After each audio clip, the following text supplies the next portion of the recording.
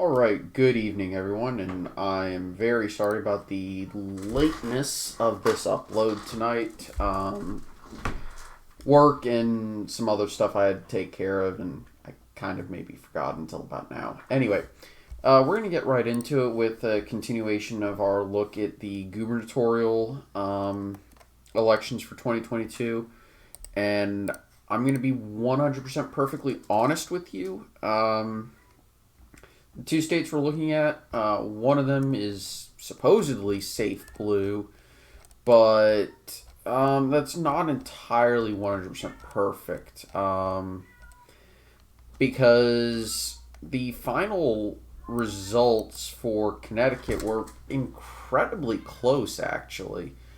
And, well,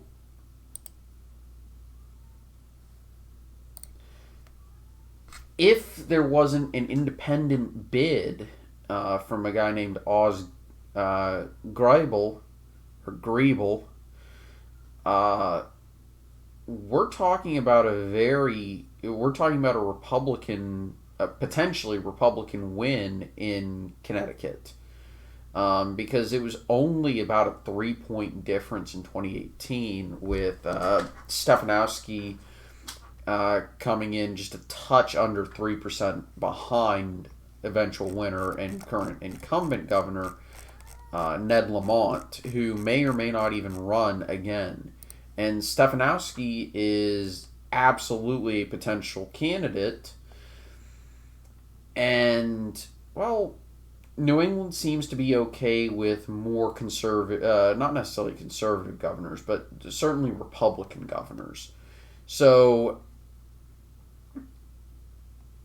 and there is a decent amount of split ticketing that goes on in these types of elections in New England, where they'll vote overwhelmingly for Democrats for Congress and Senate, but they'll vote for a Republican for governor.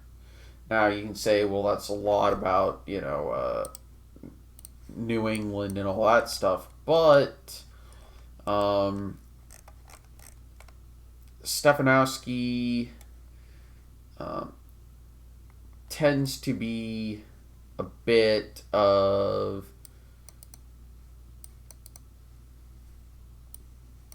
more conservative than other New England Republicans who gain significant traction in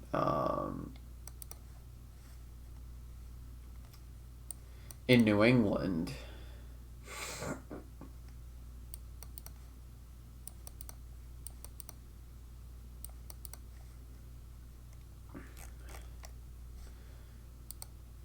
I think he proves that Connecticut is a much more swingy state than I think a lot of people first would think about. But maybe that's just taking a few elections of this sort of nature too far.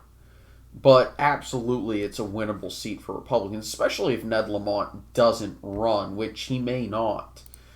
He hasn't announced his intention to. I'm going to assume that he is, but I'm only putting this in the leans Democratic territory for right now because I genuinely believe that Connecticut is a lot more competitive than a lot of other states.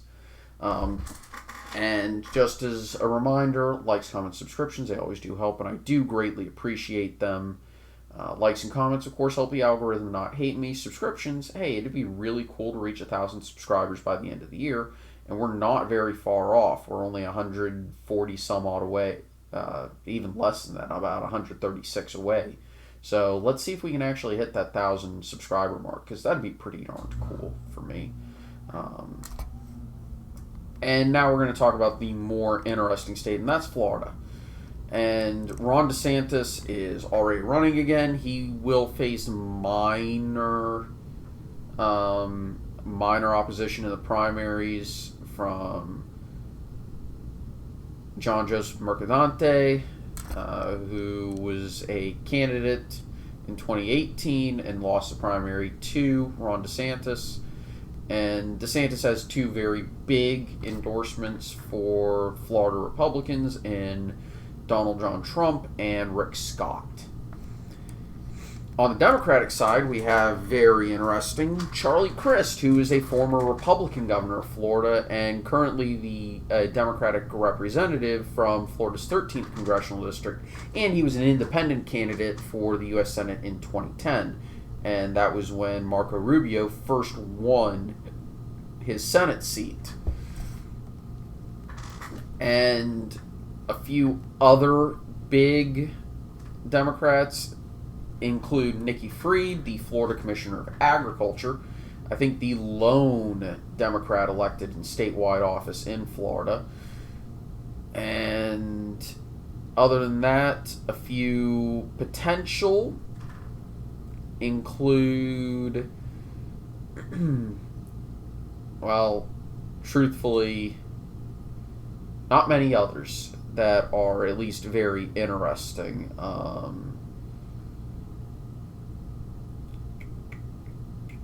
Val Demings has declined, though that's because she's running for Senate, hopefully to, in the Democrats' eyes, unseat Marco Rubio, but Marco Rubio is actually one of the safer seats for the Republicans because he's pretty popular in Florida, and he's a very good fit for the state, and I think he's going to make up any potential losses elsewhere in the state in the Miami-Dade area simply because Cubans.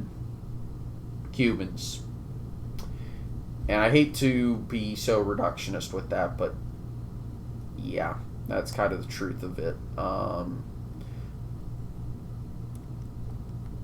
But looking at the polling, the only nonpartisan poll of the DeSantis versus Charlie Crist shows DeSantis up 1152 to 41, and in the in the Nikki Fried versus Ron DeSantis, the most recent poll had it tied at 45% with 10 undecided, and Mason Dixon, when they were also polling Charlie Crist versus DeSantis, they showed a very similar margin, 51-42, with DeSantis still ahead. So I think it's perfectly fair, and I think DeSantis is actually one of the more popular governors. I think he's, in the eyes of Floridians, done very well in the state.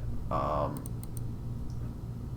not 100% confident, but I'm confident enough to say that this should be a leans Republican race, especially considering historically how competitive the state has been and how close gubernatorial elections in the Sunshine State have been. And also, I tend to err on the side of the incumbent unless I have a damn good reason not to, and I really don't see the reason to break pattern here. Not a good one, at the very least. And actually, that's going to be it for today. Again, sorry for the shorter video as well. I hope you all enjoyed. I'll see you all next time. Take it very easy. Have a very lovely evening, and I'll see you all on Friday. Bye-bye.